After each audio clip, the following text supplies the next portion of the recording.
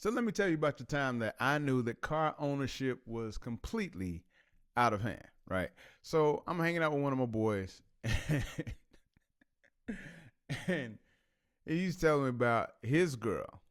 Like they ain't married yet or nothing like that, but this is his girl, and she's talking about she's gonna buy a new car and how he had to suddenly talk her off the ledge because she was all hyped up talking about the leather and the seats, the sunroof, the whole package, all of that. And then he told me that her monthly payment was supposed to be $1,200.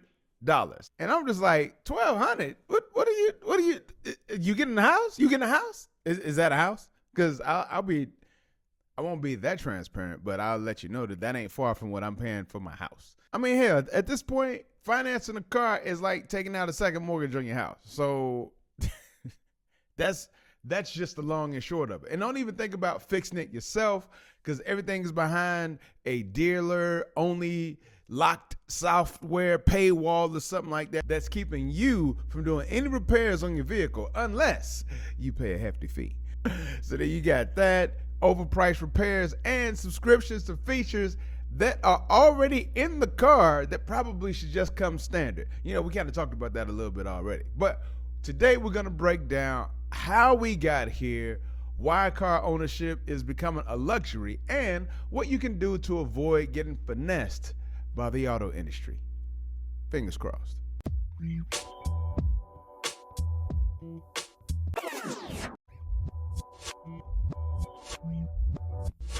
Peace and blessings. What's good? It's your boy 7 Inglewood Zone right now in your zone. And this is another episode of The Blackman Show presents Society Breakdown.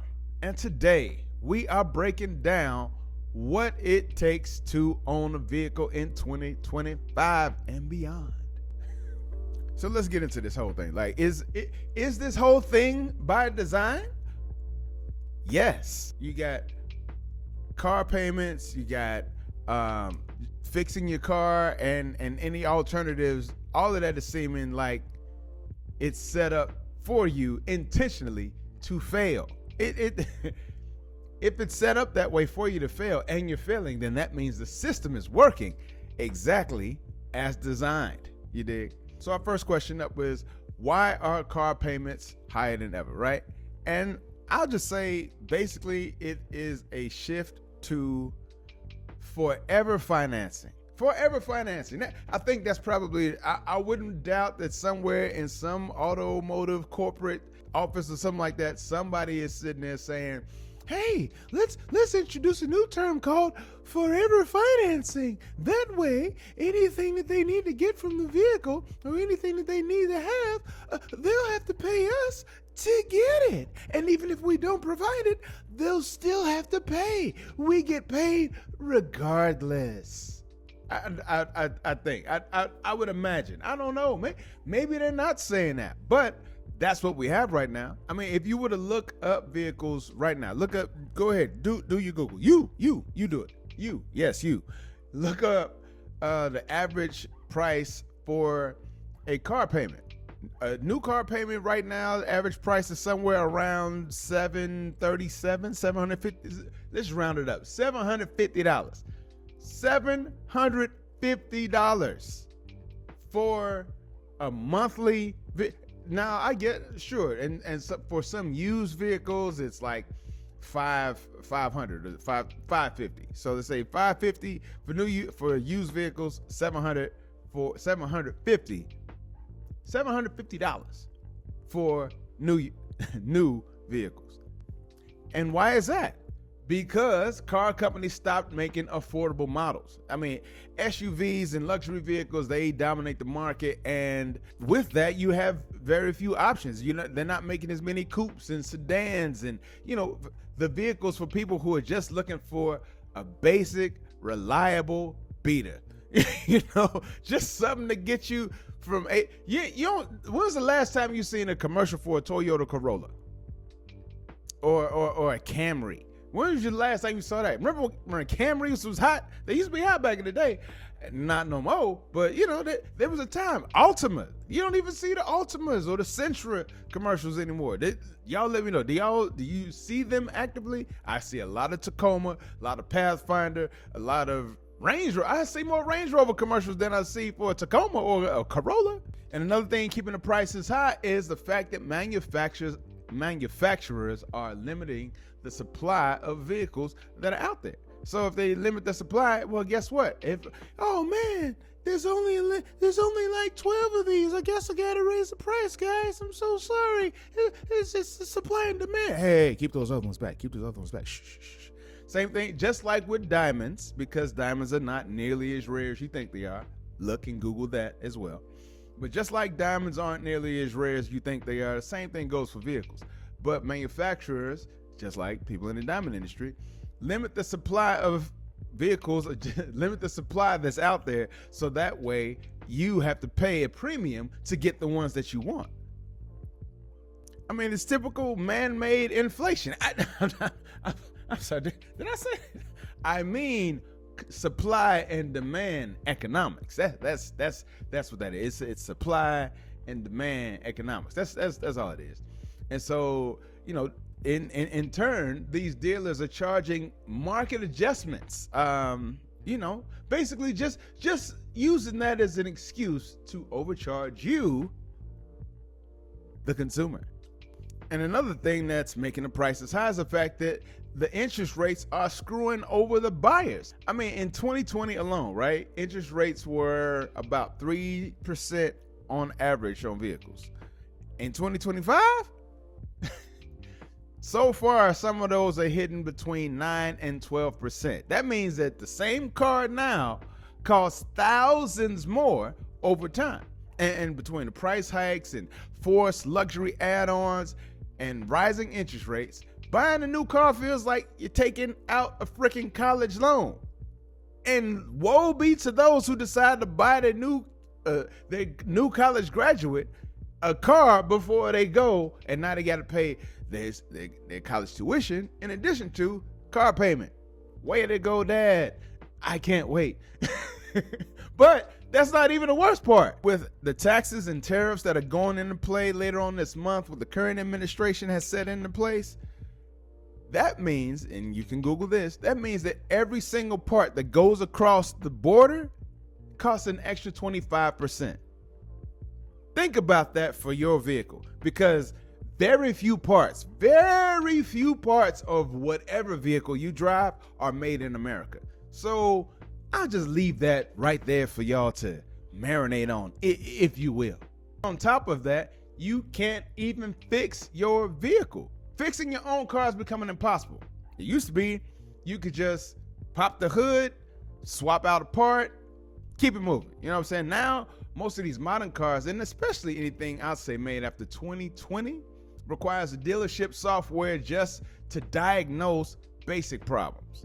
I mean, like Tesla and BMW require software authentication for battery and brake replacements. Let's just think about that for a second. Battery and brake replacements on your vehicle. The vehicle that you drive that hopefully has a battery and hopefully has brakes, you have to get software authentication. So that means you need to go to a certified dealer or certified repairman who's going to check your information and make sure that you are the person who's the owner of the vehicle, and all that stuff lines up first. And then after they get that figured out, then they'll say, okay, are you up to date? Are you current on whatever your bill is or whatever? Because I'm sure if you haven't paid your car note, well then how are you trying to get your car repaired if you ain't even pay your car note? You know what I'm saying? I'm sure they're all in cahoots with one another. It's like I think they call that a racket. You know what I'm saying? But you know what I'm saying? So it's a whole process that you'll have to go through for them to authenticate you. Authenticate you before they even look at your vehicle. I think with a model like that, now I'm glad that so far only with like luxury and experimental vehicles like a Tesla, because it's still experimental. I don't care what y'all say. But so for luxury and experimental vehicles, that's what we're seeing. I'm hopeful that that doesn't become the norm for your Civic drivers or people driving Corollas. I don't know why Corolla's on my mind right now. Shout out to my friend who still is driving hers. We'll just leave it at that. You know who you are. But like I said, automakers are putting their features, just locking them up behind paywalls. I mean, we already talked about BMW's heated seats. Heated seats, right? On top of that, Mercedes has a $1,200 a year subscription for an acceleration boost. So you're paying $100 a month to accelerate? I guess accelerate faster because it's a boost. So sure. So it's already built into the vehicle. Already built in, but I'm paying you $1,200 to access it. To access it. just want to make sure. See, here's the thing. I think people don't understand that when it comes to buying a vehicle, especially nowadays, you're not just buying a vehicle. Again, and I'll say this for vehicles that are 2020 and younger, made in 2020 and younger. But I think people aren't understanding how much or how steep of a toll you're paying for the idiot tax. And I don't mean that, I don't put this lightly, because hell, I got to pay the idiot tax on a couple of things too. People pay the idiot tax or the ignorance tax, which even makes, I guess, sounds worse. So take it how you want. But the idiot tax is you can't access this thing. You don't know how to operate this thing, or when the thing breaks down, you don't know how to fix it. So now you have to pay some person for the things that you don't know how to do, fix, or repair. Basically, that's the idiot tax. And now people are making a business off of, well, there's always been a business on your ignorance, but now it's a full-on racket. I'm trying not to cuss. It's a full-on racket based on your inability to do anything. And they are building an entire business off of that, off of your ignorance. And then now they're putting up paywalls in the place of that ignorance. So now, even if you do have the knowledge, well, you don't have the access. Because you got to pay for the access, so knowledge be damned. It's like you're damned if you do, damned if you don't in some cases. And on top of that, GM even has a plan to make basic functions require a subscription. GM, come on. GM? That's what Chevy, GMC, Cadillac, like these are the, I think Buick might be under the GM also. So like you're gonna take those, you're gonna make my Chevy Malibu. I gotta pay to change the tire. I gotta pay somebody else to change the tire to have access to my tires on my Malibu. That's what you're telling me? And that comes down to the fact that the right to repair is being crushed. So car manufacturers are actively lobbying against independent mechanics. In some states, laws prevent people from fixing their own vehicles without using dealership services. So now not only are cars being more expensive, but once you have one, the companies are working overtime to make sure that they control how, when, and where you repair it. Idiot tax. You see what I'm saying? So that means it's going to take a little bit more than just getting up and knowing how to do stuff to fix stuff. This is going to require some actual work. We'll get to that in a second. So what are some of the alternatives? What are some of the alternatives to this new car ownership trap? Because it's a trap. I don't care what nobody says. It's a damn trap. For me, I'd say avoid the new car cycle altogether. I haven't bought a brand new vehicle since I first moved out to Missouri, which was a minute ago. In the way that the state of Missouri does their taxes, the way they do their property taxes and all that, I said, this is insane. This doesn't make any sense. Why am I having to continually pay property taxes on something that I only bought once? I only bought it once. Why am I still paying property taxes on it? That make no sense. It's a car. I'm not living in my car like I do in my house. I can see my house because my house is taking up a plot in a city, in a state where it resides. Sure. My car can go any damn where. So you mean if I spend a month in Nova Scotia, or then I spend another month in Texas, and I spend another. Every month I spend it. I'm in another state. Let's just say I'm doing that in my vehicle. So you're telling me, but I still have to pay property taxes on that vehicle in the state that it was registered? That's to me, that's insane. And so I don't like to give away my money just for the sake of giving it away. So that's why, since I've moved out here, I've only bought used vehicles, and I've been pretty successful. Now, on top of that, I would suggest that you buy cars from reliable brands instead of financing some new ones. You know what I'm saying? So that means you got to stick to the models that don't have excessive tech that requires all sorts of dealer accesses for you to drive it. Again, you want to, as much as you can, avoid having to pay the idiot tax. That's it. You know what I'm saying? You got to do it. So even if your car has these, or the new thing, the new booty on the block, it got the new sunroof, it got the panoramic sunroof, it got the moonroof, and it got XM radio, and it's got all these heated seats and cooling seats, and it's got a back massager and all that. Hey, that sounds great. Sounds great. Cancel that shit. If you can, cancel that shit. And if not, just don't get it. Just don't get it. You gotta listen. If a car requires a subscription for features that it already has, just don't buy it. Period.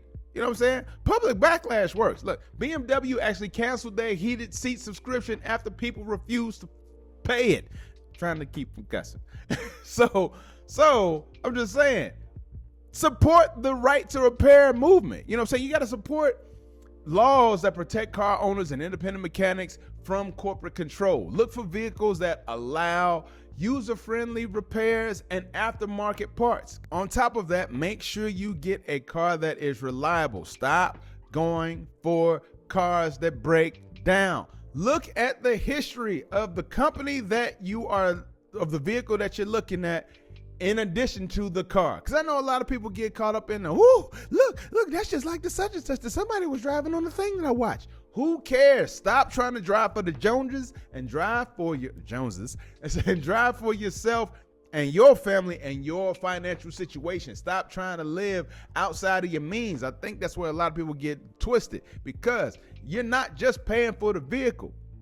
You're also paying the idiot tax. You have to pay the tax on, can you access your tires? You have to pay a tax on, can you access the oil? And then let's just say you can access these things and you get yourself an older vehicle. Hey, you have to actually know how to do these things.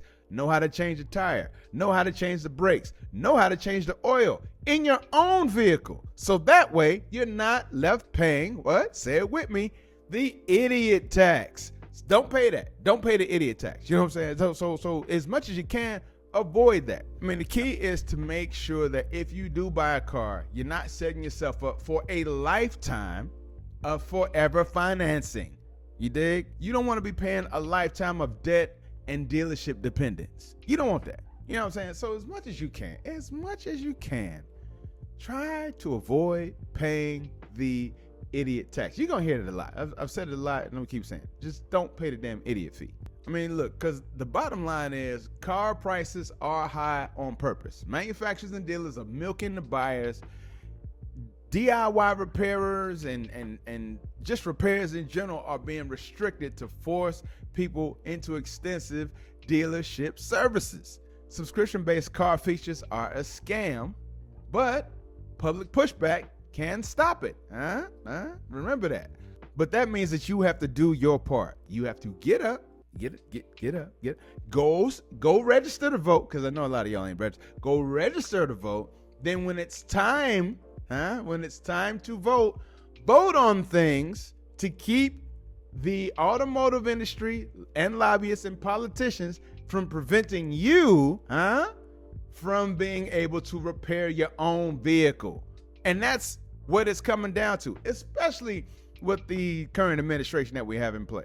But I'm gonna ask y'all, what is the wildest car price or repair fee that you've ever heard of? Because I can think of when I used to own what did I have?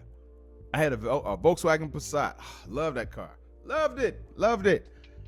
But the AC in it never worked. And well, it did work. It worked for a hot minute. But the reason it didn't work was because I had a crappy mechanic.